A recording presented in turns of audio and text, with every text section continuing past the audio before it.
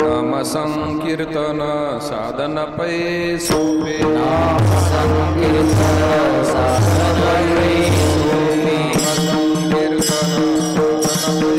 संकीर्तन नाम संकीर्तन साधन पै सोपे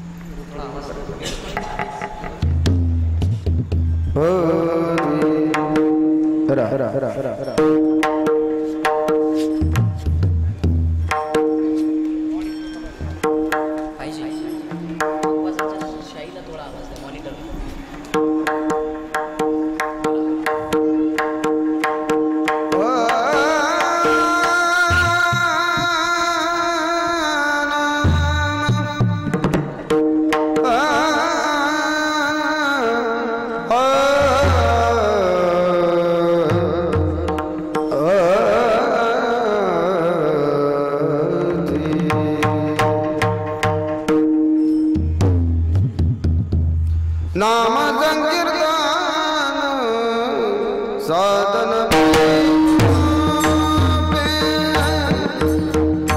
नाम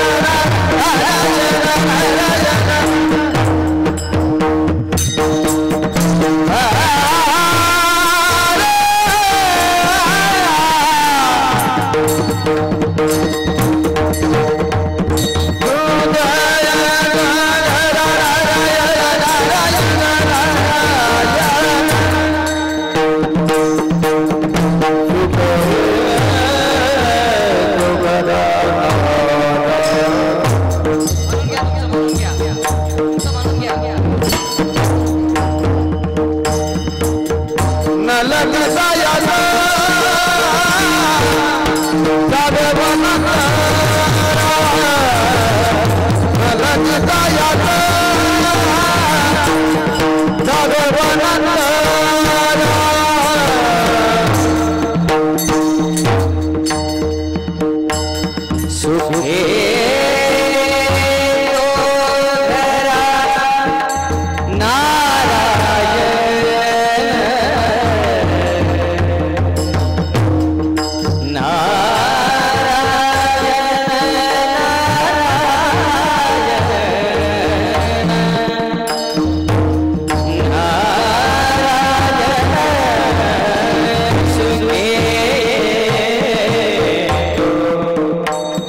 Yeah.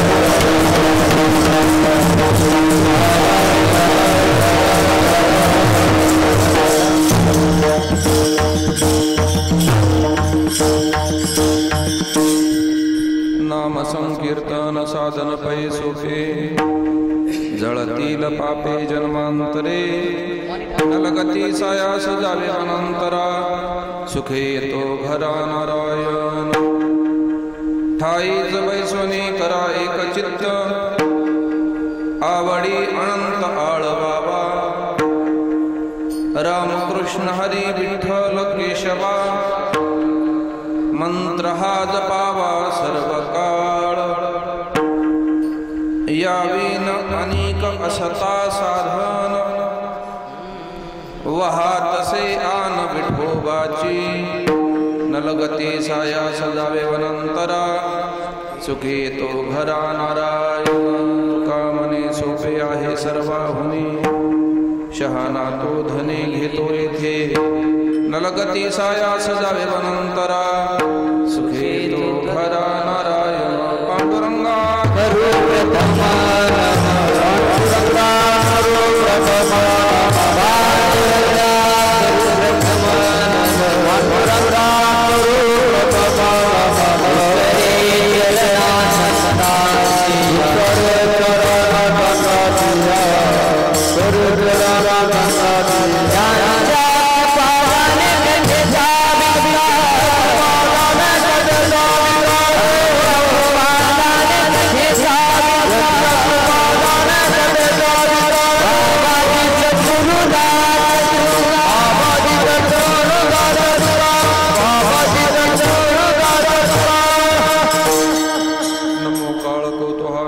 चक्रचाणक गोपाल नमो विश्वप्रतिपाल प्रभंजना नमो शिव शिवेशा नमो शिवादि विश्वेशा नमो रूपाष्टदिशा व्यापका नारायणा नमो सकळ गर्भोद्भवा नमो चित्तचाळक भावा नमो विष्णुमूर्ति देवादिदेवा श्री विठ्ठला नमामि सद्गुरुं शान्तं सच्चिदानन्द विग्रहं पूर्ण ब्रह्म परानन्दं ईशमालन्दिवल्लभं नाम संकीर्तन साधन पै सोपे जळतील पापे जन्मांतरे नलगती साया सजावे वनांतरा सुखे येतो घरा नारायण संकीर्तन रूपी सेवे करताना म्हटलेला अभंग संत श्रेष्ठ जगद्गुरु तुकोबरायांचा आपल्या सर्वांच्या परिचयातील सर्वांच्या पाठातील अतिशय सुंदर असा अभंग चिंतन सेवे करता निवडलेला आहे। प्रतिवर्षाप्रमाणे मोठ्या आनंदामध्ये उत्साहामध्ये संपन्न होणारा अखंड हरिनाम भक्ती महोत्सव समस्त ग्रामस्थ भजनी मंडळ झारघरवाडी यांच्या संयोजनातून आयोजनातून नियोजनातून हा उत्सव संपन्न होत असताना 42व्या वर्षातील आजच्या ह्या द्वितीय दिवसाची कीर्तनस्वरूपी सेवा माझ्याकडे आलेले सेवेकरता उपस्थित परमार्थप्रेमी भाविक भक्त माता भगिनी उपस्थित सर्व आमचे टाळकरी गायक वृंद वादक वृंद आमचे सर्व परम स्नेही असलेले गुरुबंधू मंडळी पाठीमागे उभे असलेले बाळ गोपाळ या सर्वांच्या उपस्थितीमध्ये आपल्याला ही सेवा भगवत चरणारविंदी समर्पण करायची आहे। वैकुंठवासी प्रातस्मरणीय काळे बाबांचा हा संपूर्ण त्यांच्या प्रेमाचा कृपेचा वर्षाव असलेला हा परिसर आहे। त्याचबरोबर बापू बोरकर बापू असतील आदी करून या महापुरुषांचं जे भक्ती संस्कार या परिसरामध्ये झालेले आहेत त्या संस्काराला जपणारी ही प्रेमाची मंडळी आहेत। त्याबरोबर आपल्या या गावामध्ये ग्रंथराज ज्ञानेश्वरीचं पारायण चालू आहे। आमच्या वारकरी शिक्षण संस्थेचे शास्त्री महाराज गेली अनेक वर्षापासून या ठिकाणी ही सेवा देत असतात। आमचे दोन्ही गायक बंधू मंडळी या सर्वांच्या उपस्थितीमध्ये ग्रामस्थांच्या उपस्थितीमध्ये आपल्याला ही सेवा भगवत चरणारविंदी समर्पण करायची आहे। विठ्ठला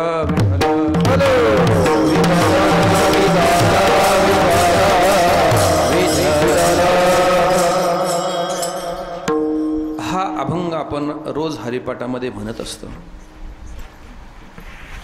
या अभंगाचा परिचय नाही असा कदाचित वारकऱ्यात नसणारच आहे, किंवा त्याला वारकरी म्हणताच येणार नाही. हा अभंग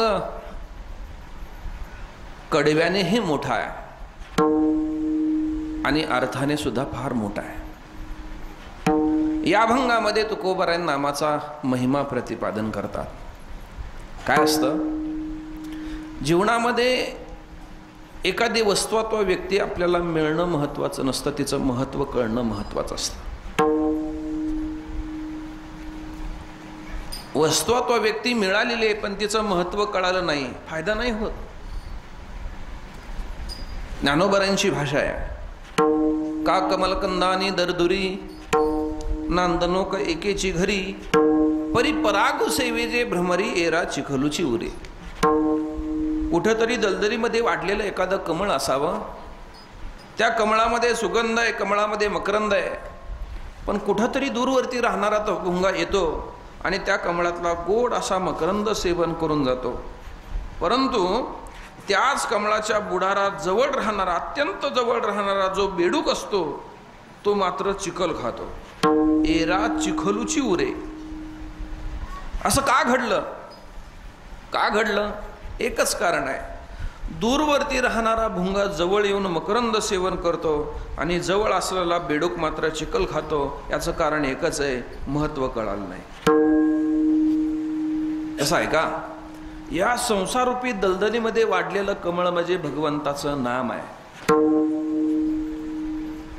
आणि ज्यांना या नामाची महती कळालेली आहे त्या या नामाचं अमृत सेवन करतात. नामामृत गोडी वैष्णवा लाधली. ज्यांना याचं महत्त्व कळालं ते या नामामृताच्या अमृतरसाचं सेवन करतात, आणि ज्यांना याचं महत्त्व कळालं नाही ते या संसारामध्ये राहून विषयाचा चिखल खात जगतात. म्हणून नाम हे आपल्याला मिळालं पाहिजे, कळालं पाहिजे. एक विषय मी नेहमी सांगत असतो, परमार्थ करत असताना काही गोष्टी कळाव्यात, काही गोष्टी मिळाव्यात आणि काही कळाव्यातही आणि मिळाव्यातही.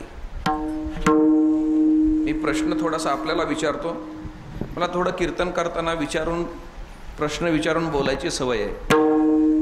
त्याचा फायदा एक होतो, समोरची माणसं झोपलीत का जागेत ते कळतं. आता झोपायची वेळ झाली नाही, पण कीर्तन हे माध्यम बहुतांशी बऱ्याच जणांच्या झोपायचं साधन असतं. काही गोष्टी कळाव्यात, काही गोष्टी मिळाव्यात आणि काही कळाव्यातही मिळाव्यातही. मी प्रश्न असा विचारतो, देव आपल्याला कळावा का देव आपल्याला मिळावा? देव आपल्याला, एखादा तहानलेला मनुष्य आहे, तहानलेल्या मनुष्याला पाणी पिण्याकरता मिळावं का पाणी हे कळावं?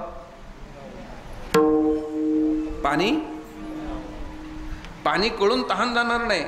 H2O हायड्रोजनचे 2 अणू, ऑक्सिजनचा 1 अणू असं मिळून पाणी तयार होतं. हे किती कळाल्यावर तहान जाईल? कळून उपयोग नाही. तहान जाण्यासाठी मिळालंच पाहिजे. असा माझा परत प्रश्न आहे, देव आपल्याला कळावा का देव आपल्याला मिळावा? आता आवाज कमी झाला, काही हरकत नाही. उत्तर फार सुंदर आहे, देव आपल्याला कळावा. आवाज बदलू नका. देव आपल्याला कळावा. ऐकणारी मंडळी म्हणतील, मग महाराज देव मिळू नाही का? जर कळणंच महत्वाचं असेल तर, मिळत नसेल तर न मिळणाऱ्या गोष्टी करता कोणी प्रयत्न करतं का? विठ्ठल विठ्ठल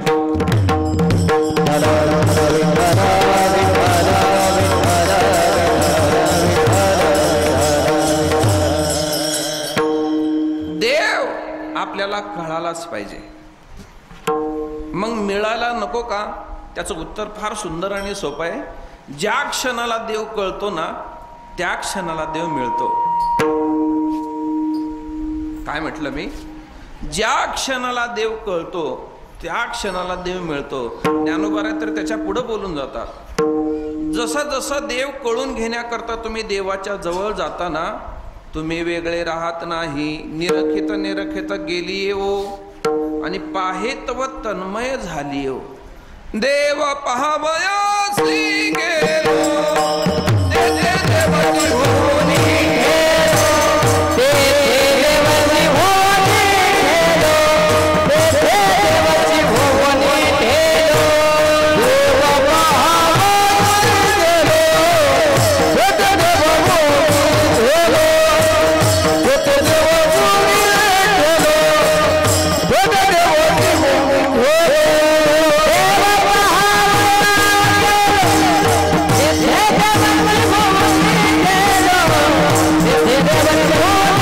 ठेलो,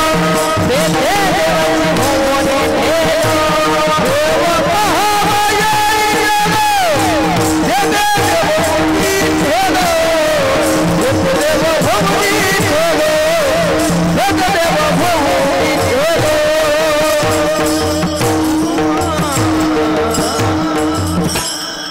देव पहावयासी गेलो तेथे देवाची होनी ठेलो. देव कळाला पाहिजे. ऐका, देव कळावा, संत मिळावेत. संत कळणं महत्वाचं नाही. असं काय? कारण संत कळण्याकरता संत व्हावं लागतं. तू का म्हणे अंगे व्हावे ते आपण तरी समय माने. म्हणून देव कळावा, संत मिळावे आणि देवाचं नाम कळावंही. नुसतं कळणं महत्वाचं नाही, आपल्या जीवनामध्ये घेण्याकरता मिळावंही. विठ्ठल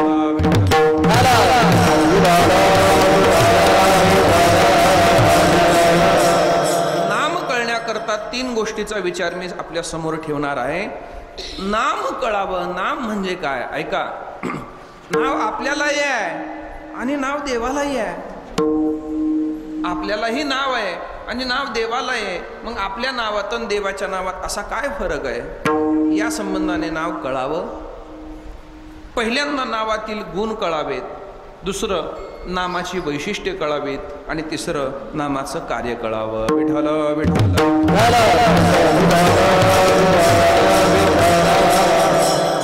नामातील गुण कळावेत. किती आहेत देवाच्या नामामध्ये गुण? जेवढे गुण देवामध्ये तेवढेच देवाच्या नामामध्ये. काय म्हटलं मी? जेवढे गुण देवामध्ये आहेत तेवढेच देवाच्या नामामध्ये आहेत. हा फरक आहे आपल्या नावात आणि देवामध्ये. जेवढे गुण देवामध्ये आहेत तेवढेच देवाच्या नामामध्ये आहे. व्यवहारामध्ये असं घडत नाही. जसं आपलं नाव आहे ना तसे आपले गुण नसतात महाराज.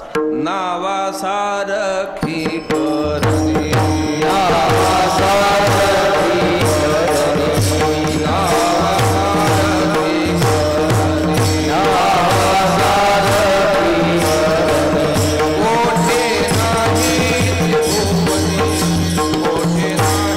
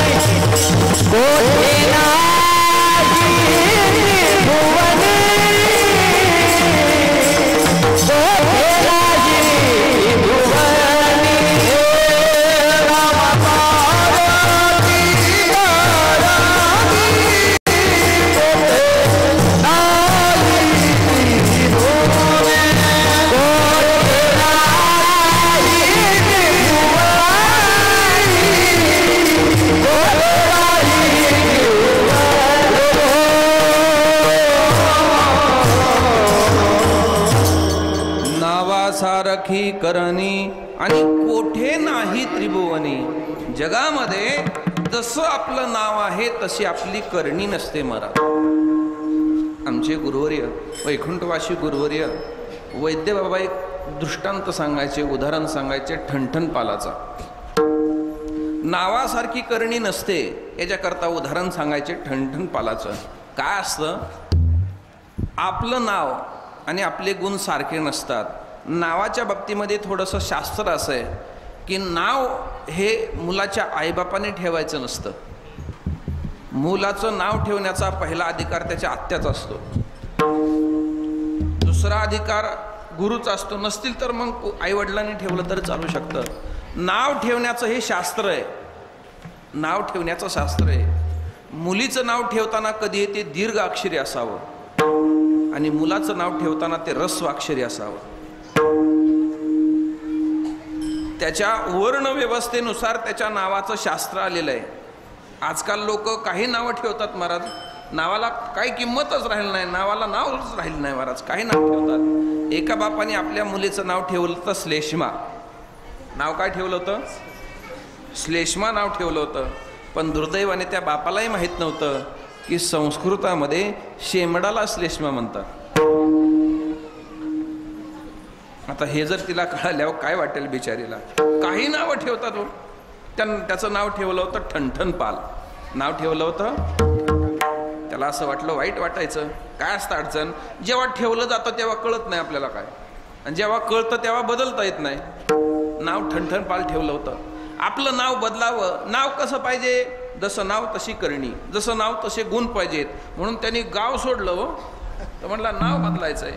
दुसऱ्या गावामध्ये गेला. गावामध्ये गेला असताना नाव शोधण्याच्या हिशोबामध्ये जात असताना समोर वेशीमध्ये एक मावशीबाई एक शेण्या गौऱ्या वेचण्याचं काम करत होती. जवळ गेला, आपल्या येण्याचा हेतू सांगितला आणि मावशीला म्हणू लागला, मावशी मी माझं नाव बदलण्याकरता आलेलो आहे. नाव बदलण्याकरता? का रे बाबा?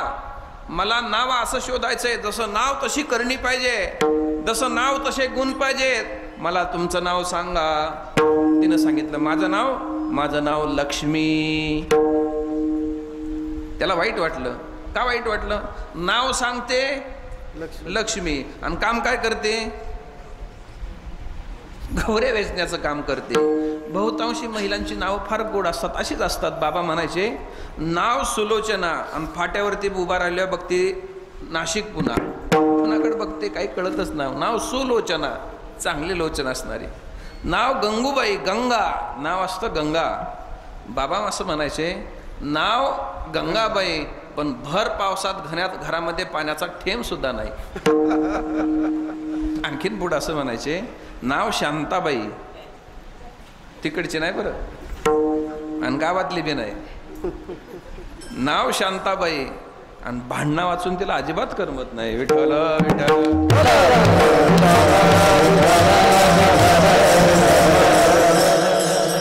लक्षात आलं की या नावामध्ये काय अर्थ नाही. तो समोरच्या गावामध्ये गेला. गावामध्ये गेला असताना एक प्रशस्त मंदिर होतं. मंदिरासमोर काही भिकारी उभे होते. जवळ गेला आणि विचारलं, का हो तुमचं नाव काय? त्या भिकाऱ्याला विचारू लागला. तो म्हणला, माझं नाव धनपाल. वा रे वा, धनपाल. नाव काय सांगतोय आणि काम काय करतोय? भीक मागायचं काम करतोय, हे का नाही? नावाला काय अर्थ आहे का? गाव सोडलं, तो समोरच्या गावामध्ये गेला आणि गावामध्ये दुसऱ्या गावामध्ये गेला असताना त्याला रस्त्याने बरीच माणसं अशी चाललेली दिसली रस्त्याने समोरच्या गावामध्ये. आणि त्या माणसामध्ये एक मनुष्य 4 माणसाच्या खांद्यावर झोपून चालला होता. कुठं चालला होता?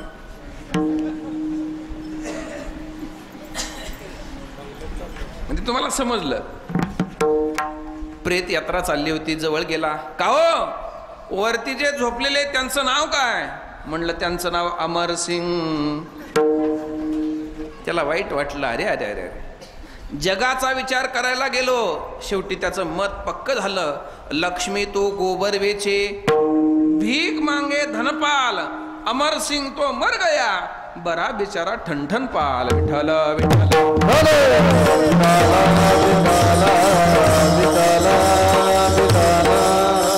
नावासारखी करणी नसते. माझ्यासमोर बळेत बाळगोपाळ आहेत, इथेही बसलेले आहेत, कडेला दोन्ही उभे आहेत. तुमच्याकरता एक विनोद सांगतो, जोक. शाळेमध्ये साहेब इन्स्पेक्शनला आले आणि साहेबांनी मुलांना प्रश्न विचारला, मुलांनो जलचर म्हणजे काय? जलचर म्हणजे काय रे? हा बरोबर बरोबर आहे, पाण्यात राहणारा पाणी. मुलांना दुसरा प्रश्न विचारला, मुलांनो भूचर म्हणजे काय? जमिनीवरती. तुम्ही शाळेत जात नाही का रे? भाकरी खायला जाता का नाही? भात खायला. भूचर म्हणजे काय? जमिनीवरती राहणारा प्राणी. उभयचर म्हणजे काय?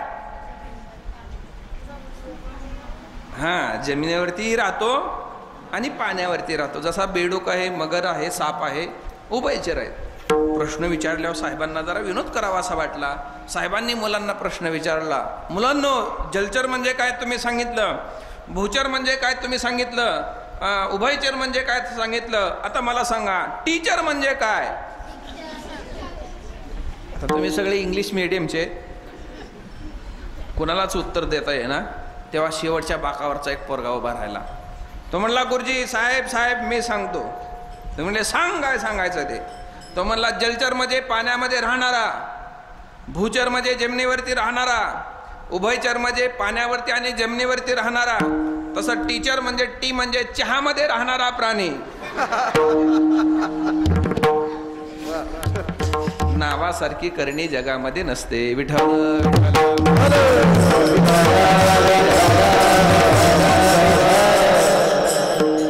हे आपल्या नावाबाबतीमध्ये. आणखीन एक थोडासा बारकावा, थोडासा. व्यवहारातील एखाद्या वस्तूचं नाव घेतल्यानंतर त्याची प्राप्ती होत नाही. व्यवहारातील एखाद्या वस्तूचं नाव घेतल्यानंतर त्याची प्राप्ती होत नाही. व्यवहारातील एखाद्या मनुष्याचं नाव घेतल्यानंतर त्याची प्राप्ती होत नाही. इथं तसं नाही. तुम्हाला देवाचं पद पाहिजे असेल ना, देवाचं नाम घ्या, तुम्हाला देवाची प्राप्ती होते. ऐका, एखाद्याला भूक लागलेली आहे, त्याने चालू केलं भाकर भाकर भाकर, पोट भरेल का? एखाद्याने चालू केलं पाणी पाणी पाणी, तहान जाईल का? नोकरी नोकरी म्हटल्यानंतर नोकरी मिळते का? मिळत नाही महाराज. इथं तसं नाही. तुम्हाला देव पाहिजे, देवाचं पद पाहिजे का? एक काम करा, राम पाहिजे, रामाचं पद पाहिजे ना, वाचेने राम राम म्हणा.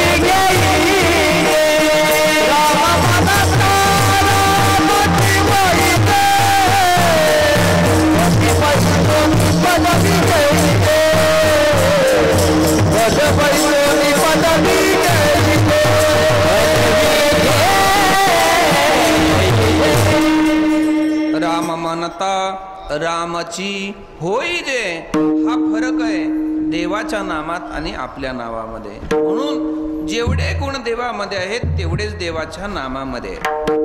माझा पहिला मुद्दा असा होता की देवाचं नाम का घ्यावं, काय महत्व आहे त्याचं, की जेवढे गुण देवामध्ये आहेत तेवढे देवाच्या नामामध्ये. देव आणि देवाचं नाम याच्यामध्ये अभेद आहे। दुसरा मुद्दा आहे देवाच्या नामाची वैशिष्ट्य। अनेक वैशिष्ट्य सांगता येतील। पहिलं वैशिष्ट्य आहे देवाचं नाव घेत असताना मनामध्ये भाव असो अथवा नसो देवाचं नाम घ्या, परिणाम केल्याशिवाय राहत नाही। तुका म्हणे भाव असता नसता सायास करिता वाया नवजे, नसे तरी मनी नसो परी वाचे तरी वसो, देह पडो या चिंतनी विठ्ठल नाम संकीर्तनी। एक प्रश्न विचारतो। श्रीमद भागवताच्या प्रथम स्कंदामध्ये अजामेळाचं आख्यान आलेलं आहे आणि इतिहास असा सांगितलेला आहे की अजामेळ हा एका वेश्येच्या सहवासामध्ये राहतो। 1 2 नाही 10 मुलं होतात। शेवटच्या मुलाचं नाव ठेवलं जातं नारायण आणि ज्यावेळेस यमदूत त्याला नेण्याकरता येतात त्यावेळेस नारायण अशी हाक आपल्या मुलाच्या दृष्टीने त्यांनी मारलेली आहे। परिणाम असा झाला त्यांनी मारलेल्या त्या हाकेचा परिणाम यमदूत नेण्याकरता आले होते, पण तेवढ्यामध्ये विष्णुदूत आले आणि त्याला वैकुंठाला घेऊन गेले। म्हणजे माझा प्रश्न आपल्याला आहे देवाचं नाव घेत असताना त्याचा भाव पुत्राविषयी होता का देवाविषयी होता? नारायण नाव घेत असताना भाव पुत्राविषयी होता, पण परिणाम देवावरती झाला। विठ्ठल विठ्ठल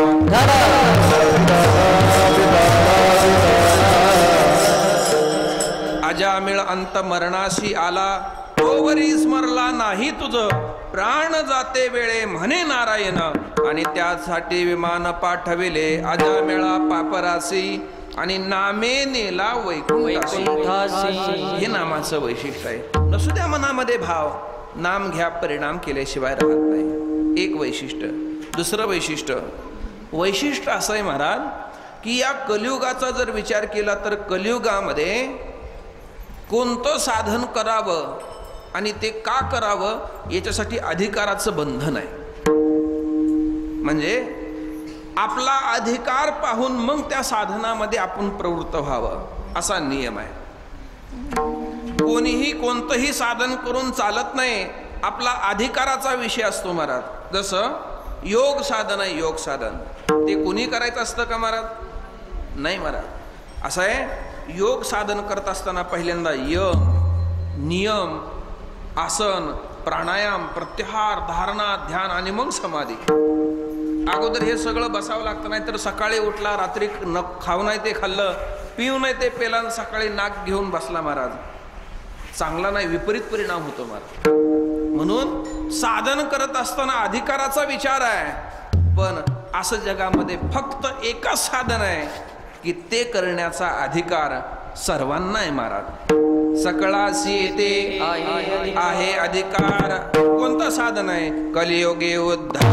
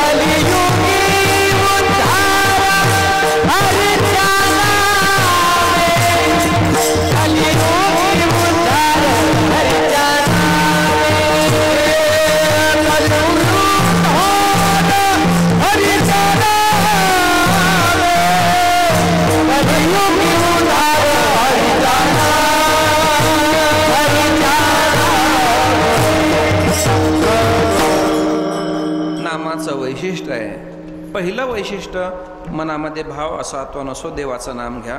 दुसरं वैशिष्ट्य आहे की नाम घेण्याचा अधिकार सर्वांना आहे महाराज। कोणाला आहे? तुकोबारांचं एक प्रमाण आहे, ब्राह्मण क्षत्रिय वैश्य शूद्र चांडाळाही अधिकार, बाळे नारी नर आदी करून वेश्या आहे।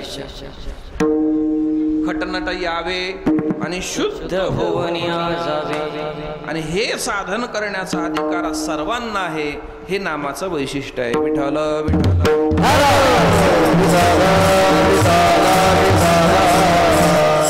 आणि शेवटचा आणि अत्यंत महत्वाचा विषय आहे की नामाचं कार्य काय आहे. नामाचं कार्य आम्ही नाम घेण्याकरता तयार आहोत, पण ते नाम नेमकं काय कार्य करतं. नामाचं कार्य दोन पद्धतीचं आहे. पहिलं कार्य आहे ते म्हणजे पाप निवृत्ती आणि दुसरं कार्य आहे भगवत प्राप्ती. नामाने आपल्या जीवनातलं समूळ पाप नष्ट होतं. महाराज थोडासा विषय चिंतन करण्यासारखा आहे. ऐका. काय जर आपल्याला रोगच कळाला नाही तर आपण वैद्याकडे जाऊ का, डॉक्टरकडे जाऊ का, औषध घेऊ का? घेणार नाही. रोग बरा होईल का? होणार नाही. तसं जोपर्यंत आपल्याला पाप कळत नाही तोपर्यंत आपण ते घालवण्याचा प्रयत्न करणार नाही. पहिल्यांदा आपण हा विचार करूया का पाप म्हणजे काय आणि ते आमच्या जीवनामध्ये किती घातक आहे. या दोन गोष्टीचा थोडासा आपण विस्ताराने विचार करूया. ऐका. पहिल्यांदा पाप कशाला म्हणतात. आपलं कर्म दोन प्रकारचं असतं. एक चांगलं आणि वाईट, ज्याला शास्त्रीय भाषेमध्ये विहित आणि निषिद्ध म्हटलेलं आहे. आपल्याकडून एकतर चांगलं तरी कर्म होतं नाही तर वाईट तरी कर्म होतं. चांगलं कर्म झालं की पुण्य होतं, पुण्य आपल्याला सुख देतं. वाईट कर्म झालं की ते आपल्याला पाप निर्माण होतं आणि पाप आपल्याला दुःख देतं. कर्माचा एक सिद्धांत आहे. कर्माचा एक सिद्धांत आहे. तुम्ही जेव्हा जिथं जसं कर्म केलं असेल तेव्हा तुम्हाला तिथं तसं भोगावं लागतं. याला कर्म म्हणतात. विठ्ठल विठ्ठल.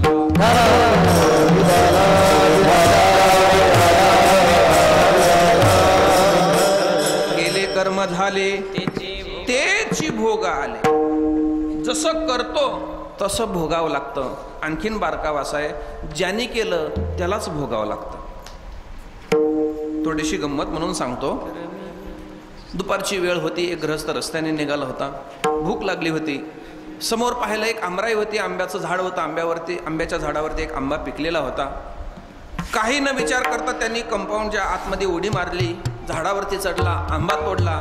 आंबा खाल्ला. तेवढ्यामध्ये आंबराईचा मालक त्या ठिकाणी आला आणि त्यांनी त्याला खूप मारलं. मारल्यानंतर तो रडायला लागला. मला आपल्याला बारकावा निदर्शनास आणून द्यायचा आहे. तुम्ही जेव्हा जिथं जसं कर्म कराल तेव्हा तुम्हाला तिथं तसं भोगावं लागतं. याला कर्म सिद्धांत म्हणतात. ह्याच्यातला बारकावा पहा. भूक लागल्यामुळे त्याची नजर त्या आंब्यावरती गेली. ज्या डोळ्याने तो आंबा पाहिला ते डोळे त्या आंब्यापर्यंत जाऊ शकतात का? मग गेला कशाने? पायाने. बर ज्या पायाने तो त्या आंब्यापर्यंत गेला ते पाय तो आंबा तोडू शकतात का? मग तोडला कोणी? हाताने. बर ज्या हाताने तो आंबा तोडला ते हात तो आंबा खाऊ शकतात का? खाल्ला कोणी? तोंडाने. विशाल महाराज आंबा तोंडाने खाल्ला. तेवढ्यामध्ये आंबराईचा मालक त्या ठिकाणी आला. काही विचार केला नाही. बाही माग सारली. अनेक काना खाली लावून. बाप रे, लय जोरात झाली.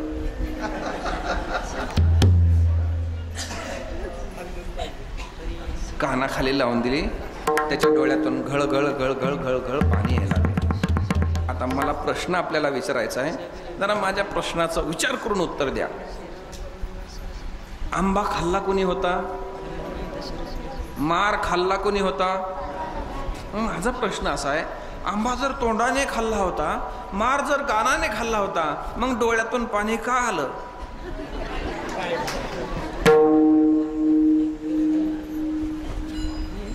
कारण या सर्व भानगडीची सुरुवात कोणी केली होती? डोळ्याने. ज्याने केलं त्यालाच भोगावं लागतं. मला सोडता येत नाही. तुम्ही एकाच घेतलं की फेडावं लागतं. मी तर आणखीन बारकावा सांगतो. थोडीशी ग्राम्यता आहे माझ्या दृष्टांतामध्ये, पण सांगतो. मार्मिकता आहे पण ग्राम्यता आहे. एका हाताचं कर्म दुसऱ्या हाताला चुकवता येत नाही. एकाने केलं का दुसऱ्याला फेडावंच लागतं. महाराज संध्याकाळी जेवायला बसला.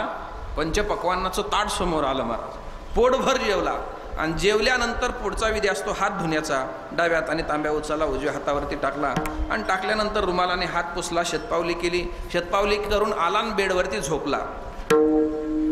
जे खाल्लं होतं ते पोटामध्ये पचन झालं. पचन झाल्यानंतर त्याचा मलरूपामध्ये रूपांतरित झालं आणि सकाळी उठल्यानंतर प्रातर्विधी म्हणजे शौचविधी, पहिला विधी असतो तो म्हणजे शौचविधीला गेला आणि शौचविधी झाल्यानंतर पुन्हा एक दरडे महाराज एक कार्यक्रम असतो तो म्हणजे हात धुण्याचा. आणि ज्या वेळेस हात धुण्याची वेळ आली त्यावेळेस पहिला हात दुसऱ्याला हाताला म्हणतोय, बेट्या याच अन्नाकरता रात्री मला तुझ्या हातावर पाणी टाकायला लावलं होतं, आता वेळ तुझी आलेली आहे. कळलं तर बरं आहे. रात्री डाव्या हाताने उजव्या हातावर पाणी टाकलं, सकाळी उजवा हात डाव्या हातावर पाणी टाकतो. केलेलं एका हाताचं कर्म दुसऱ्या हाताला चुकवता येत नाही, केलेलं पाप कसं चुकवता येईल? विठ्ठल विठ्ठल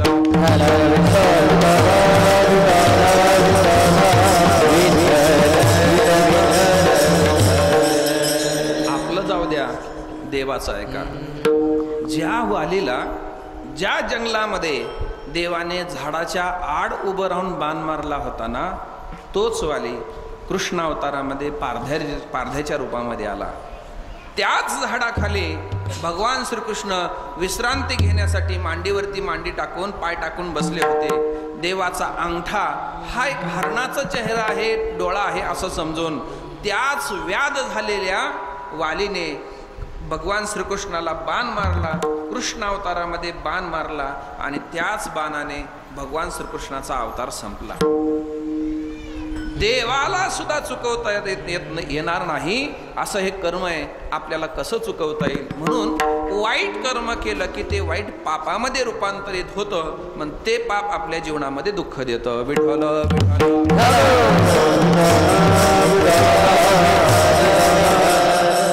थोडंसं बोलतो पापाबद्दल. पाप किती घातक आहे आपल्या जीवनामध्ये, पाप किती घातक आहे का? काय करतं हे पाप? पाप काय करतं? पाप आपलं हित होऊ देत नाही. आपलं हित न होण्याला कारण म्हणजे आपलं पाप असतं महाराज, आपलं पाप असतं. पहा तुम्ही, एखादं कार्य आपण हातामध्ये घेतो ते होणार असा विश्वास असतो, पण ऐन वेळी काहीतरी आडवं येतं, हातचं काम निघून जातं. माणसं म्हणतात काय नाही हो, काही नाही, माझं पाप आडवं आलं, माझं कर्म आडवं आलं. याचा अर्थ काय? पाप आपलं हित होऊ देत नाही. ह्याला प्रमाण देतो महाराज. तो का म्हणे, नाड आणि पाप ठाके हिता आड. आपलं हित होत नसेल निश्चित समजावं आपलं हे पाप आहे महाराज. ऐका, ज्ञानोबारांची भाषा आहे, विषय विषाचा पडिपाडू, गोड परमार्थ लागे कडू, कडू विषय तो गोडो जीवाशी झाला. परमार्थ गोड आहे पण तो करू वाटत नाही. याचा अर्थ काय? ज्ञानोबराय म्हणतात हे पाप आहे. एक प्रश्न विचारू का? दूध गोड आहे का कडू आहे? दूध गोड आहे. जर्शीचं नाही बरं, गाईचं, साध्या गाईचं. दूध गोड आहे पण ते एखाद्याच्या शरीरामध्ये जर ताप निर्माण झाला, ज्वर निर्माण झाला आणि त्याला ते प्यायला दिलं, कसं लागतं? कसं लागतं? असताना दूध गोड आहे, हे पा दूध पवित्र आणि गोड आहे, पण ते जर एखाद्याच्या शरीरामध्ये ताप निर्माण झाला, त्याला प्यायला दिलं, कसं लागतं? कडू लागतं. आता सिद्धांत आहे का? दूध गोड आहे पण कडू लागतं, शरीरामध्ये ताप आहे. भगवंताचं नाम गोड आहे पण कडू लागतं, मनामध्ये पाप आहे. विठ्ठल विठ्ठल.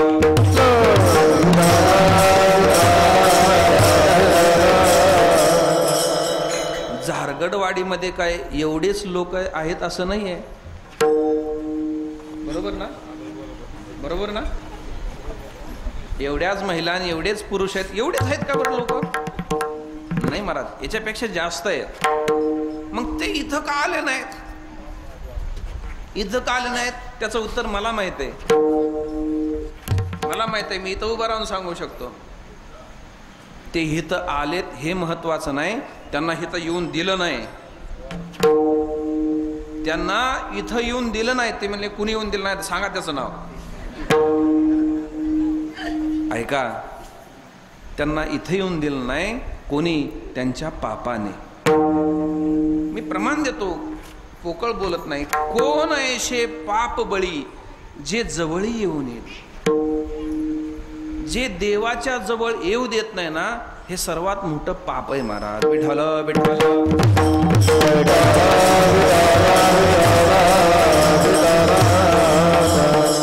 थोडीशी आणखीन एक गंमत सांगतो. आपल्या वैद्यकीय शास्त्रामध्ये आपल्या शरीरातला ताप मोजण्यासाठी एक छोटंसं यंत्र असतं, त्याला काय म्हणतात? हां, बरोबर नाव सांगितलं, तापमापी. त्याला थर्मामीटर म्हणतात आहे ना. म्हणजे मराठीमध्ये त्याला थर्मामीटर म्हणतात, इंग्लिशमध्ये त्याला तापमापी म्हणतात. म्हणजे ते लावल्यानंतर आपल्या शरीरातला ताप कमी झालेला आहे का वाढलेला आहे हे ते छोटंसं यंत्र दाखवतं, बरोबर ना. ते लावलं की आपल्याला कळतं की आपल्या शरीरातला ताप कमी झालेला आहे का वाढलेला आहे. हे जसं आहे, हे जसं आहे, हे जसं आहे तसं ऐका. आज कीर्तनामध्ये मी तुम्हाला पापमाप्या दाखवणार आहे. काय दाखवणार आहे? पापमाप्या. म्हणजे काय? ऐका, या संतांचं वाङ्मयातलं एक एक चरण, एक एक ओवी, एक एक प्रमाण हे आपल्यासाठी पापमापीच आहे. लावून पहा, आपल्याला आपली जागा कळेल. एक वाक्य सांगतो, ध्यानात ठेवा. परमार्थ करताना वारकरी संप्रदाय स्वीकारल्यानंतर खूप कळावा अशी अजिबात नाही. एकच कळावी, आपली लायकी, आपली जागा कळावी महाराज. एक वाक्य सांगू का? आपण आपली लायकी जागा सोडून वागतो म्हणून दुःख पावतो. प्रमाण देतो, दुःख पावायाचे मूळ राहणे ठाव नाही. का दुःख होतंय आपल्याला? कारण आपण आपली लायकी सोडून काम करतो. ऐका, ती पापमापी तापमापी जसं शरीरातला ताप दाखवते ना, तसं हे संतांचं वाङ्मय आपल्यातलं पाप दाखवतं. एक एक प्रमाण बोलतो आणि पुढे जातो. आपलं हित होत नसेल, निश्चित समजावा आपलं पाप आहे. तो का म्हणे, नाड पाप ठाके हिताड. आपल्याला जर आपले आई वडील आवडत नसतील ना, त्या मनुष्याने समजायचं की निश्चित माझ्या जीवनामध्ये पाप आहे. प्रमाण देतो. तो का म्हणे, पाप आणि माय न आवडे ज्या बाप. न आवडे सा झाला बाप आणि आले पाप वस्तीशी. आपल्याला जर आपले जन्मदाते आई वडील आवडत नसतील ना, निश्चित समजावं हे पाप आहे महाराज, पाप आहे महाराज. दुर्दैव आहे हे, कलियुगाचं दुर्दैव आहे. काळ असा आलेला इतका भयंकर महाराज. आज सगळ्यात जास्त वृद्धाश्रम या भारतामध्ये निर्माण होत आहेत, त्यातली त्यात महाराष्ट्रामध्ये. का? मुलांना आईबाप नकोशे झालेले आहेत, नको वाटतात महाराज. एक काळ असा होता, आता काळ बदललेला आहे. आणि आणखीन वाईट सांगू का? आणखीन वाईट सांगतो, थोडं मन कठोर करून ऐका. ज्यांनी आपल्या मुलांना जास्त शिकवलं आणि जास्त प्रॉपर्टी ठेवली ना, त्यांनीच म्हातारपणामध्ये आपल्या आईबापांना वृद्धाश्रमामध्ये पाठवले. तुम्ही वृद्धाश्रमाचा सर्वे केला तर तुम्हाला लक्षात येईल, पर्यायाने गरीबाचे शेतकऱ्याचे आईबाप वृद्धाश्रमामध्ये कमी आहेत. ज्यांनी जास्त शिकवलं ना, त्यांचे आईबाप वृद्धाश्रमामध्ये. आणखीन घातक बोलतो, वृद्धाश्रमामध्ये सर्वात जास्त हिंदू धर्मातले आईबाप आहेत. हिंदू धर्मातले आईबाप आहेत. मुस्लिम आणि ख्रिश्चन धर्मातले आईबाप कमी आहेत महाराज. ज्या धर्मामध्ये मातृदेव भव पितृदेव भव म्हणून सांगितलेलं आहे, त्या धर्मातल्या मुलांनी आपल्या आईबापांना वृद्धाश्रमामध्ये टाकावं. हे किती दुर्दैव आहे, पाप आहे महाराज. हे पाप आहे, घनघोर पाप आहे. म्हणून हे पाप आहे. मी तर नेहमी सांगत असतो, आज परिस्थिती अशी आलेली आहे, वाईट वाटलं तरी चालेल समाजाला. आज परिस्थिती अशी आलेली आहे, आम्ही रोज सांगत असतो, एक वेळ आपल्या मुलांना प्रॉपर्टी नाही देता आली तरी चालेल, नका त्यांच्या प्रॉपर्टीचा फार विचार करू. आपल्याला आपल्या बापजातांनी दिले नव्हते, आपण हिमतीवरती कमवलेले आहे, ते कमवतील. एक वेळ आपल्या मुलांना प्रॉपर्टी नाही देता आली तरी चालेल. एक वेळ आपल्या मुलांना शिक्षण कमी देता आलं तरी चालेल महाराज. पण आज आपल्या मुलांना संस्कार द्यायला विसरू नका.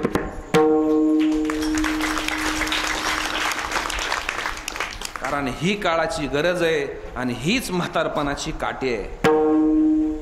तुम्ही संस्कार द्यायला चुकलात, विसरलात की ते तुम्हाला बाहेर काढल्याशिवाय राहणार नाही. संस्काराची नितांत गरज आहे महाराज. आणखीन थोडंसं बोलू का? आणि संस्कार बाहेर शोधत जाऊ नका. संस्कार बाहेर शोधत जाऊ नका. संस्कार घरात द्या. घरात आई वडिलांनी सुरुवात करा घरात द्यायला संस्कार. कारण असं म्हटलेलं आहे, जर मुलाचं शील, मुलाचं आचरण, मुलाचे संस्कार चुकले ना, तो दोष आई वडिलांचा सांगितलेला आहे आणि विशेषतः त्याच्या आईचा सांगितलेला आहे. स्मृती ग्रंथामध्ये असं वचन आहे, दुष्लो मातृदोषेन पितृदोषेन मूर्खता अदत्तो वंशदोषेन आणि आत्मदोषेन दरिद्रता. त्याचे संस्कार चुकले की निश्चित त्याच्या आईचा दोष सांगितलेला आहे. म्हणून संस्कार द्या आणि संस्कार वाया जात नाहीत महाराज. एक घडलेलं उदाहरण सांगतो, चालू उदाहरण सांगतो, जरा भजन करा. विठ्ठल विठ्ठल.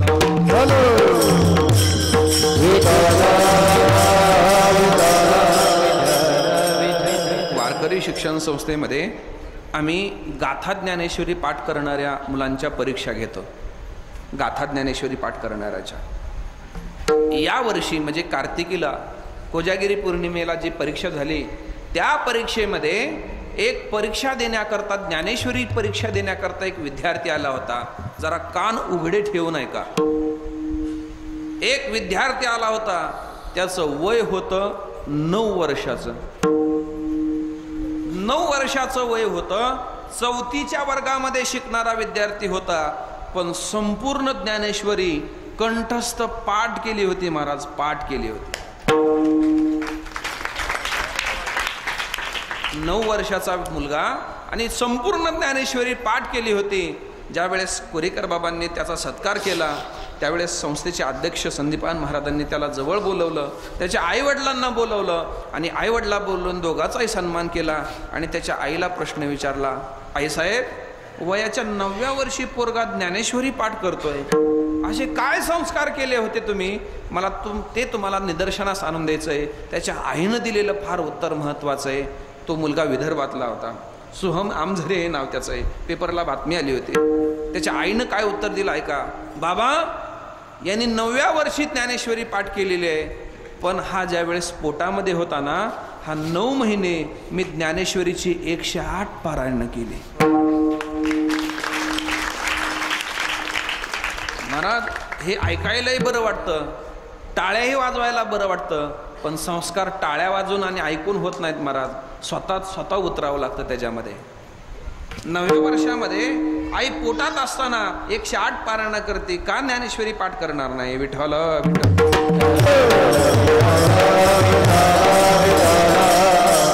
म्हणून आई वडील आवडत नसतील, निश्चित समजावं हे पाप आहे. तुका म्हणे पाप माय न आवडे जा बाप. आणखीन सांगतो पापाबद्दल ऐका. ज्याला नीती कळत नाही, शास्त्र कळत नाही, धर्म कळत नाही, कसं वागावं, कसं बोलावं, कसं राहावं कळत नाही, निश्चित समजावं हे पाप आहे. प्रमाण देतो, पाप त्याचे नाव न विचारी नीत आणि भलतेची उन्मत्त करे सदा. आणखीन बोलतो ऐका. आपल्या समोर नेहमी पाप यायला लागलं की समजावा ज्या अर्थी माझ्या डोळ्यासमोर पाप येत आहे ना, त्याला कुठंतरी अगोदर केलेलं पाप कारणीभूत. पापा विन नाही पाप येत पुढे, साक्षीशी रोकडे साक्ष आले. आता ऐका. परमार्थ करून, भजन कीर्तन करून, माळ घालून, वारकरी संप्रदाय स्वीकारून जर आपले अवगुण कमी होत नसतील ना, निश्चित समजावं हे पापच आहे. प्रमाण देतो ऐका. पाप गेल्याची काय खून, नाही पालटले अवगुण. अरे परमार्थ करता, 42 वर्ष सप्ते करता, माळ घालता, कीर्तन ऐकता आणि पाप केलेलं करणं सोडत नसाल तर कशावर समजावं पाप गेलेलं आहे. अवगुण कमी होत नसतील तर हे काय परमार्थाचं लक्षण नाही. ऐका. परमार्थाचा परिणाम शरीरावरती नको आहे, परमार्थाचा परिणाम इंद्रियावरती नको आहे, परमार्थाचा परिणाम मनावरती झाला. मन बदललं पाहिजे तर परमार्थाचा उपयोग आहे महाराज. बाकी सर्व देखावा आहे, हा सर्व वरपंग आहे आणि ह्याला काही किंमत नाही. परमार्थामध्ये फार सजलामध्ये याला फारशी किंमत नाही महाराज. म्हणून अवगुण कमी झालेत महाराज पाहिजे. हे परमार्थाचं, देवाच्या नामाचं गमक आहे. ऐका. पाप कमी झालं पाहिजे परमार्थामध्ये. आता थोडंसं मन कठोर करून ऐका. पाप दुसऱ्याने सांगायची गरज नसते हो. दुसरा कशाला सांगायला पाहिजे. पाप ज्याचं त्याचं मन सांगत असतं. महाराजांचं प्रमाण आहे, थोडं मन कठोर करून ऐका. मन जाणे पापा, तुका म्हणे माय बापा. आपला खरा बाप कोण आहे हे फक्त आपल्या माईलाच माहीत असतं. तसं पाप केलंय का नाही हे आपल्या मनाला माहीत असतं. मन जाणे पापा आणि तुका म्हणे माय बापा जाणे आणि मन पापा जाणे. भले लोकांना आपण सांगत असतो मी एवढ्या पंक्ती दिल्या आणि एवढी देणगी दिली, लोकांना पुण्य सांगत आहो, पण मन सांगतं पाप केलंय का नाही ते. म्हणून आपलं पाप आपल्या जीवनामध्ये घातक आहे महाराज. ते आपल्याला परमार्थ गोड लागू देत नाही, ते आपल्याला परमार्थ गोड लागू देत नाही, आईवडिलांची सेवा करू देत नाही. मग असं भयंकर पाप आहे. मग हे जर पाप आपल्या जीवनामध्ये घातक असेल, मग त्या घातक पापाला जर आपल्याला संपवायचं असेल, त्याचा समूळ निषेध करायचा असेल, तर त्याच्याकरता एकच उपाय, ते म्हणजे भगवंताचं नामस्मरण.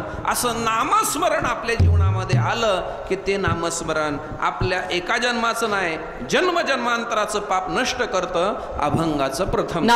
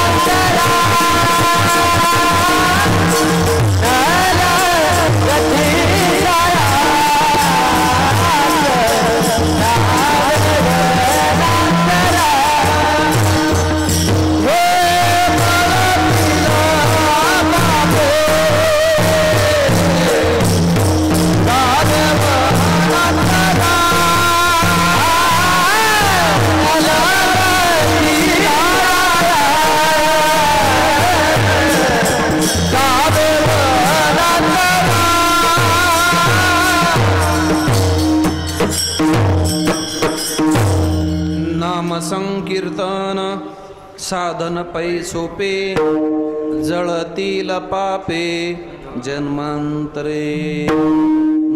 नामाचं पहिलं कार्य आहे पाप निवृत्ती. आपल्या जीवनातला समूळ पाप नष्ट करण्याचा भाग किंवा सामर्थ्य फक्त देवाच्या नामामध्ये.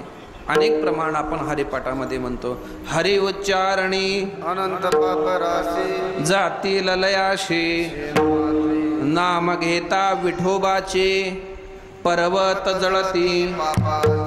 आपलं पाप समूळ नष्ट करण्याची संपूर्ण ताकद देवाच्या नामामध्ये.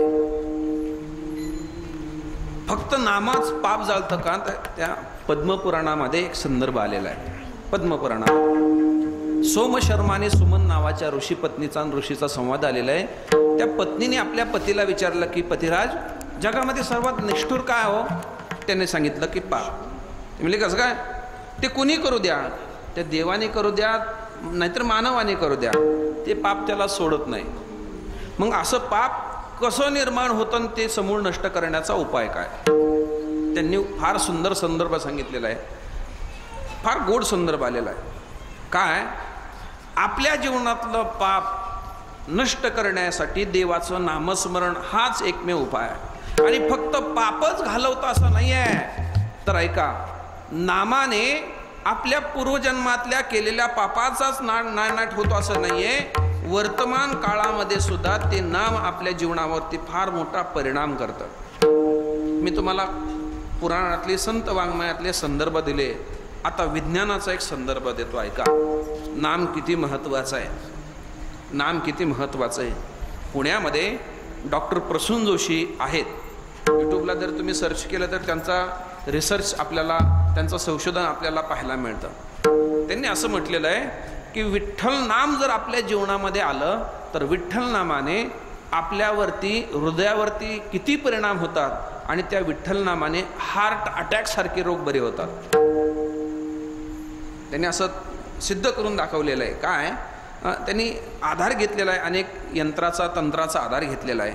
जसं हे विठ्ठल नाम जर आपण आपल्या जीवनामध्ये आलं तर त्याने हृदयातले ब्लॉकेज, ज्याला हार्ट अटॅकचे ब्लॉकेज असतात ना, ते मोकळे होतात. म्हणजे काय? विठ्ठल शब्दामध्ये 3 अक्षर आहेत. कोणती कोणती? विठ्ठल. त्यांनी असा अभ्यास केलेला आहे, संशोधन असं केलेलं आहे. व्याकरण दृष्टीने जर विचार केला, व्याकरणाच्या अंगाने, तर हे जे 3 अक्षर आहेत याच्यामध्ये त्याचं सामर्थ्य दडलेलं आहे. पहिला अक्षर आहे वी, दुसरा अक्षर आहे ठ आणि तिसरा अक्षर आहे ल. व्याकरणामध्ये असं आहे, व्याकरणामध्ये प्रत्येक वर्णाचं एक एक स्थान ठरलेलं आहे. जसं कंठ्यवर्ण आहेत, कंठ्यवर्ण की ज्याचा उच्चार आपल्या कंठातून होतो, कंठातून, ते कंठ्यवर्ण आहे. उदाहरणार्थ मी वर्ण उच्चारतो, तो मी मनातल्या मनामध्ये उच्चार करून बघा, कंठातून उच्चार केला तरी त्याला उच्चार होतो. क, ख, ग, घ, अंग, कंठातून. काही दंत्यवर्ण आहेत, म्हणजे आपली जीभ दाताला लावल्याशिवाय त्याचा उच्चारच होत नाही, ते दंत्यवर्ण आहेत. जसं त, थ, द, ध आणि न. काही ओष्ठ्य वर्ण आहेत, म्हणजे आपले दोन्ही ओठ मिटल्याशिवाय त्याचा उच्चारच होऊ शकत नाही. प, फ, ब, भ, म, ओष्ठ्य वर्ण म्हणतात. तसं या विठ्ठल शब्दामध्ये पहिला जो वर्ण आहे आणि शेवटचा जो वर्ण आहे त्याला व्याकरणामध्ये अल्पप्राण म्हणतात. अल्पप्राण म्हणजे ज्याच्यामध्ये हकार कमी आहे, आणि मधला जो वर्ण आहे ठ, त्याच्यामध्ये हकार जास्त आहे. जसं पहा तुम्ही, वी आणि ठ ह्याच्यामध्ये हकाराचं प्राबल्य जास्त आहे, म्हणून त्याला व्याकरणामध्ये महाप्राण असं म्हणतात.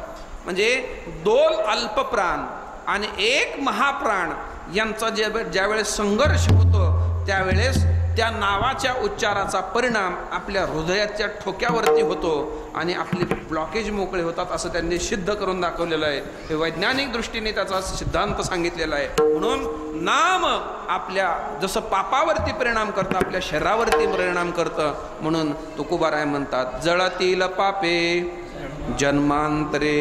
हे नामाचं पहिलं काम आहे.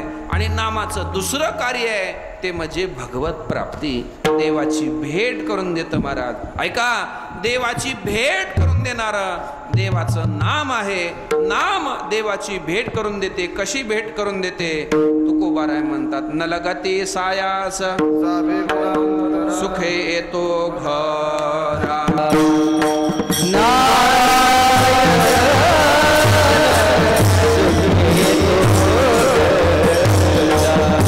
Nara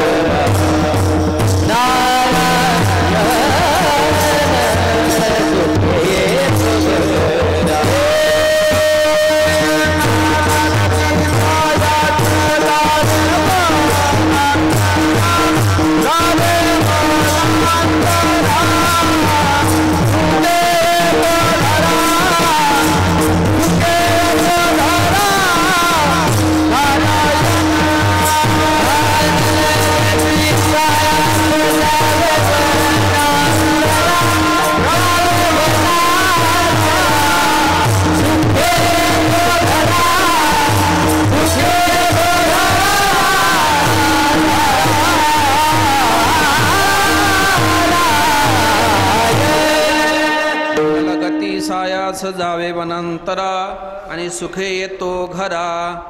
नामाचं दुसरं कार्य भगवंताची प्राप्ती, देवाची भेट करून देतं. तुकोबाराय म्हणतात सुखे येतो घरा नारायण. इथे एक छोटासा प्रश्न असा निर्माण होतो का हो, आपण देवाकडे जायचं असतं का देवाने आपल्याकडे यायचं असतं? शाबास, आपण देवाकडे जावं. म्हणजे रोग्याने वैद्याकडे जावं का वैद्याने रोग्याकडे जावं? मालकाने नोकराकडे जावं का नोकराने मालकाकडे जावं? नोकराने. तसं आपण देवाकडे जावं. तुकोबाराय म्हणतात देवच आपल्याकडे येतो, सुखी येतो घरा. आता तुकोबाराय म्हणतात देव आपल्याकडे येतो. मग ह्या म्हणण्यामध्ये तुकोबारायांचा काय अर्थ दडलेला आहे, काय भाव दडलेला आहे, याचा आपल्याला विचार करायचा आहे. पण तत्पूर्वी सर्वांनी अगदी मोठ्या प्रेमाने देवाचं भजन करूया. विठोबा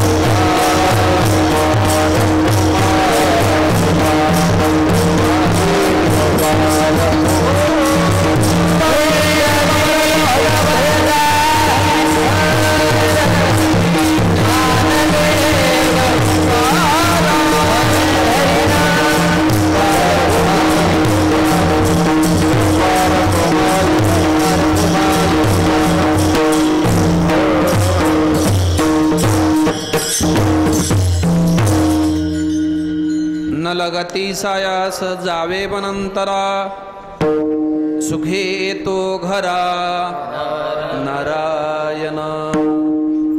जगद्गुरु तुकोबाराय सांगतात की जर देवाचं नामस्मरण आपल्या जीवनामध्ये आलं, नाम पहिल्यांदा आपलं पाप निवृत्त करतं, नाम दुसरं काम करतं, भगवंताची प्राप्ती करून देतं. तुकोबाराय म्हणतात सुखे येतो घरा नारायण, देव आपल्या घरी येतो.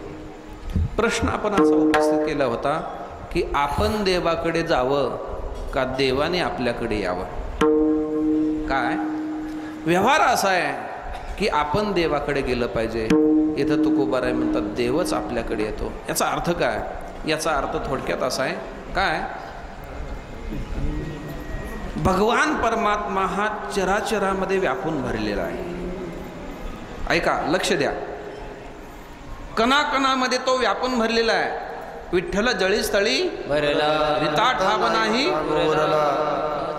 तो नाही ऐसा ठाव उरला असे कवर, तो कुठे नाही आहे. पण ऐका, चराचरामध्ये तो भगवान परमात्मा व्यापून भरलेला आहे ना, हे त्याचं सामान्य रूप आहे. सामान्य रूप आहे.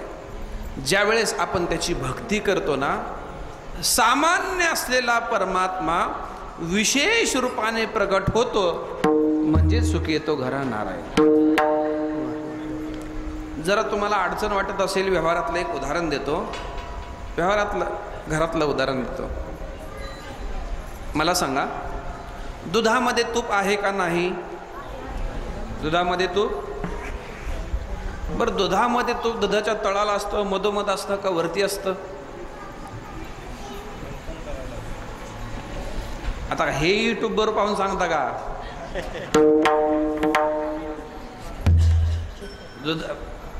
बर, आपण असं करूया, जरा किंमत लावू. 10,000 के लिए. हे काय पैठणीचा खेळ नाही, तळ्यात मळ्यात करायचं. दुधामध्ये तूप आहे, दुधाच्या तळाला असतं, मधोमध असतं का वरती असतं? वरती म्हणजे स्लॅबच्या वरती, नाही का? ऐका, दुधामध्ये तूप आहेच, दुधाच्या तळाला आहे, मधोमध आहे का वरती आहे? उत्तर मी सांगतो, ऐका, दुधाच्या कणाकणात तूप आहे. दुधाच्या कणाकणात तूप आहे, पण थांबा, ते तुम्हाला तसं नाही मिळणार. तसं मिळणार नाही. तसा परमात्मा चराचरामध्ये आहे. मधुनी नवनीता तैसे वाया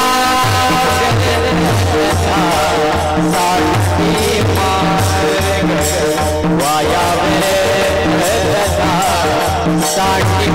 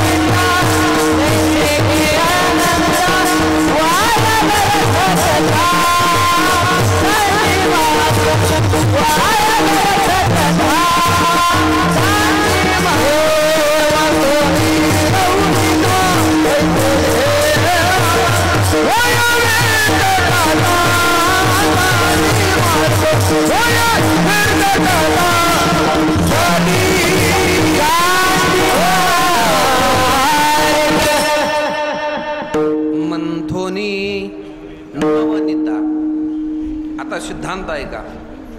दुधामध्ये तूप आहे, आहे. दुधाच्या कणामध्ये तूप आहे, आहे. पण जे कणाकणामध्ये दुधाच्या तूप आहे ना, ते तुपाचं सामान्य रूप आहे. ते कोणतं रूप आहे? सामान्य रूप आहे. तुम्हाला जर हातामध्ये तूप पाहिजेच असेल तर जसं त्या दुधाच्या दह्याचं काय करावं लागेल? मंथन केलं की सामान्य असलेलं तूप विशेष रूपाने हातामध्ये येतं. तसं चराचरामध्ये परमात्मा आहे, तो सामान्य रूपाने आहे. त्याचं मंथन म्हणजे काय? त्याचं भजन केलं की सामान्य असलेला परमात्मा विशेष रूपाने प्रगट होतो. दुधामधलं तूप मिळवण्यासाठी प्रक्रियेशिवाय पर्याय नाही, है ना? जर तूप मिळवायचं असेल तर त्याची काय प्रक्रिया आहे, काय पद्धत आहे, असंही नाही मिळत. तर हुशार महिला फार सुंदर असं ते तूप मिळवतात. तसं तूप जर मिळवायचं असेल तर रात्री थोडंसं गरम असं कडक धारोष्ण दूध तापवावं लागतं, लाल होईपर्यंत तापवावं लागतं. थोडंसं नरम गरम झालं की त्याच्यामध्ये विरजण घालावं लागतं, आणि विरजण घातल्यानंतर ते रात्रभर तसंच ठेवावं लागतं. आणि त्याचं काय करावं लागतं? नंतर काय करावं लागतं? घुसळण करावं लागतं. आणि ते कधी करावं लागतं? त्याची पद्धत आहे. तुम्ही कसंही नाही मिळवू शकत महाराज, त्याची पद्धत अशी आहे. चला, हे जर पाहायचं असेल तर आमच्या गोकुळामध्ये तुम्हाला घेऊन जावं लागेल. त्या गोकुळातल्या गवळणी कधी उठायच्या महाराज? प्रातकाळी प्रहरा रात्री उठिल्या गवळणी बाळा, घुसळण मांडी येले घरोघरी सगळा, घुमघुम करते घुमघुम करते रे घुमती. विशाल महाराज, गोकुळामधल्या गवळणी प्रातकाळी माझे पहाटे उठत होत्या. आता झारगडवाडीमधल्या गवळणी कधी उठतात हे काही मला माहित नाही. प्रातकाळी उठून त्या दह्याचं मंथन केलं की तूप जसं हातामध्ये येतं तसं ऐका, देवाचं नामस्मरण, देवाचं भजन हेच एक प्रकारचं मंथन आहे. ते मंथन केलं की भगवान परमात्मा प्रगट होतो, म्हणजेच सुख येतो घरा. नलगती सायास जावे वनांतरा. परमार्था करता खूप करावं नाही लागत महाराज, फार थोडं करावं लागतं. थोडे आहे चित्त साह्य झाली. आणि ऐका, सोंगे छंदे काही देव जोडे ऐशे नाही. परमार्थात एकतर येऊ नका आणि आल्यानंतर सोंग करू नका. हित व्हावे तरी दंभ दुरी ठेवा. परमार्थात जर फळ मिळवायचं असेल तर दंभ करू नका. आमचे गुरुवर्य उदाहरण सांगायचे. एक पतिव्रता होती आणि त्या पतिव्रतेचं असं आहे, पतिव्रतेचं सामर्थ्य खूप सांगितलेलं आहे. असं आहे, तुका म्हणे पतिव्रता त्याची देवावर प्रमाण आहे. पण मला महत्वाचं आहे, इतकं सामर्थ्य तिचं असतं महाराज. एकदा एक गावामध्ये पतिव्रता होती आणि तिचं पतीची सेवा करण्यामध्ये ती दंग असायची. एक शेजारीन तिच्या जवळ गेली आणि दोघीच्या गप्पा चालू झाल्या.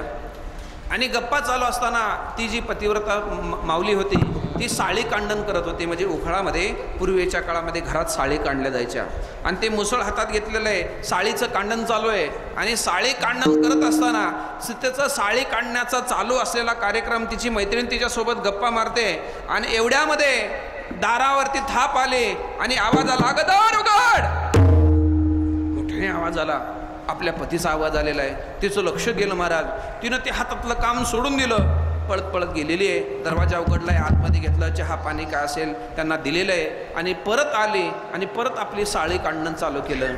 पण महाराज तिचं सामर्थ्य होतं, पतिव्रतेचं सामर्थ्य होतं. तिनं जे उखळातले मुसळ होतं ना ते कुठता ते वरती धरलं होतं, तिथं सोडून दिलं. पण तिचं सामर्थ्य असल्यामुळे ते मुसळ तिथंच राहिलं, वरतीच राहिलं. आणि ती गेली, पाणी दिलं आपल्या मालकाला, परत आली, मुसळ घेतलं आणि साळणी काढणं चालू केलेलं आहे. आणि हा सर्व प्रकार कोणी पाहिला? जी शेजारीण आली होती ना ती पाहायला लागली. हे तुला जमलंच कसं काय? म्हणले काय जमलं का? हे तुझं मुसळ वरती राहिलेलं आहे, तुला जमलंच कसं काय? ते म्हणले कसं जमलं, काय जमलं हे मला काय माहिती नाही. कदाचित त्या माझ्या पतिसेवेचा पातिव्रत्याचा वगैरे परिणाम असेल, पण हे काय मला माहीत नाही. नाही नाही नाही म्हणे, हे तुला जमलं कसं? म्हणले काहीतरी पतिव्रत्याचा परिणाम असेल. असं जर असेल तर मग मला बी पतिव्रताच व्हायचंय. तिनं ठरवलंच मलाही पतिव्रता व्हायचंय. महाराज तिनं चालूच केलं, मला पतिव्रता व्हायचंय, मला पतिव्रता व्हायचंय. पण तिथं उठली, तडदिशी उठली महाराज आणि घरी गेलेली. घरी गेल्याबरोबर ते अंगात बाज टाकून तिचा मालक झोपलेला होता. गेल्याबरोबर पहिला आवाज आला, उडा.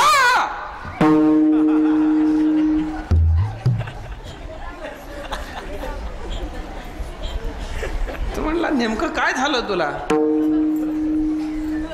ती म्हणली मला पतिव्रता व्हायचंय, पतिव्रता व्हायचंय. सकाळपर्यंत तरी बरी होते, आता काय झालं? ती म्हणली मी झाडगडवाटचं कीर्तन ऐकायला गेलते. म्हणजे म्हणणं काय तुझं? मला पतिव्रता व्हायचंय. आपण मग माझं काय?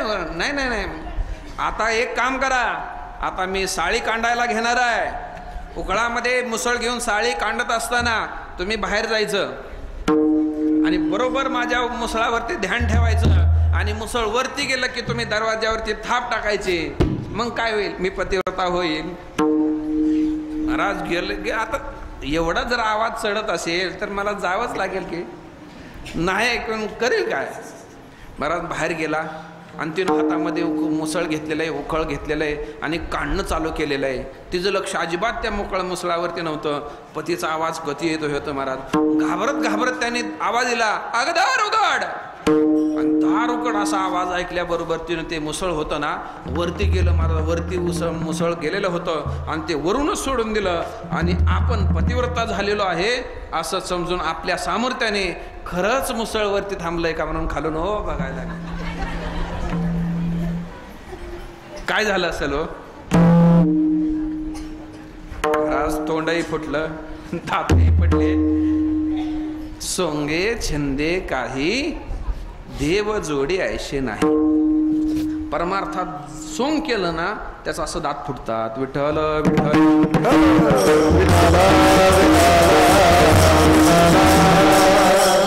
म्हणून तुकोबाराय म्हणतात देवाचं भजन मुख्य असल्यामुळे आपलं असं भजन आपल्या मुखामध्ये आलं पाहिजे.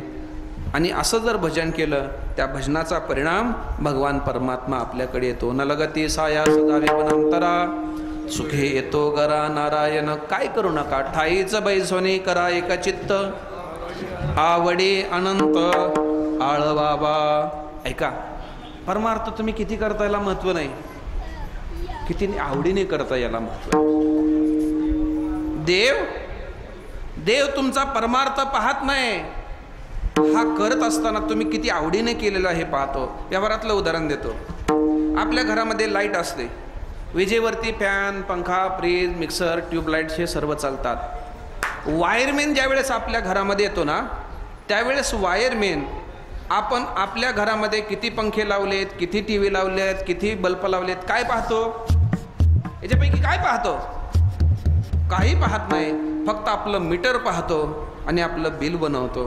तसा भगवान परमात्मा ज्यावेळेस आपल्याकडे येतो ना, आपण त्याच्याकडे जातो ना, त्यावेळेस तुम्ही किती पंक्ती केलेल्या आहेत, किती माळा घातलेल्या आहेत, किती काय केलेलं आहे, काही पाहत नाही महाराज. हे सर्व करत असताना तुम्ही किती आवडीने नामस्मरण केलेलं आहे हे पाहतो आणि तुमचं बिल बनवतो. घेतो अंतरीची गोडी आणि पाहे जोडी भावाची. तो आतलं पाहतो महाराज. वर्ण पाहिला जग आहे, आतलं पाहिला देव आहे. विठ्ठल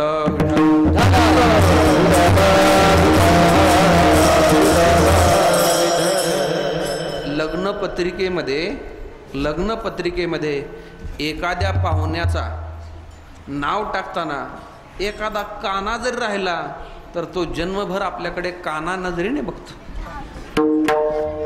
त्यांनी काय पाहिलं? वरचं पाहिलं. देव आतलं पाहतो. म्हणून आवडी अनंत आळवावा. कोणतं नाम घ्यावं? रामकृष्ण हरी विठ्ठल केशवा. मंत्र हा जपावा सर्व काळ. राम घ्या, कृष्ण घ्या, हरी घ्या, विठ्ठल घ्या, नाहीतर हा संपूर्ण मंत्र घ्या, कोणताही घ्या. या बिन अनेक असता साधन वा तसे आन विठोबाची. हे देवाची शपथ घेऊन सांगतो. दुसरं काही खटाटोप करण्याच्या भानगडीत पडू नका. एकच करा, देवाचं नामस्मरण घ्या. आणि नामस्मरण सर्वात सोपं आहे, सुंदर आहे. अभंगाचं शेवटचं चरण. तुका म्हणे सोपे आहे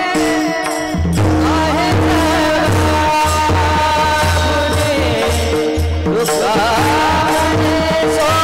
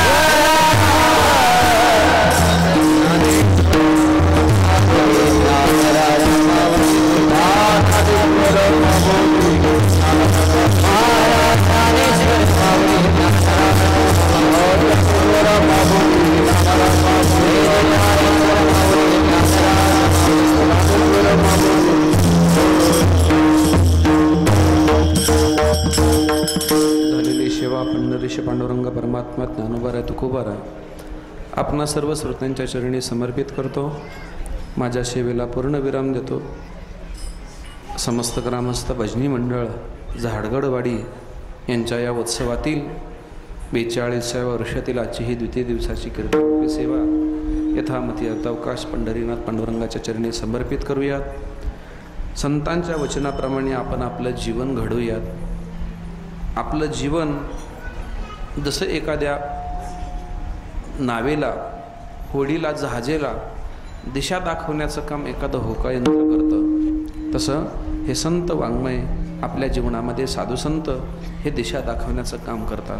त्या दिशेने आपण जावं. निश्चित आपल्या जीवनातलं साध्य प्राप्त झाल्याशिवाय राहणार नाही.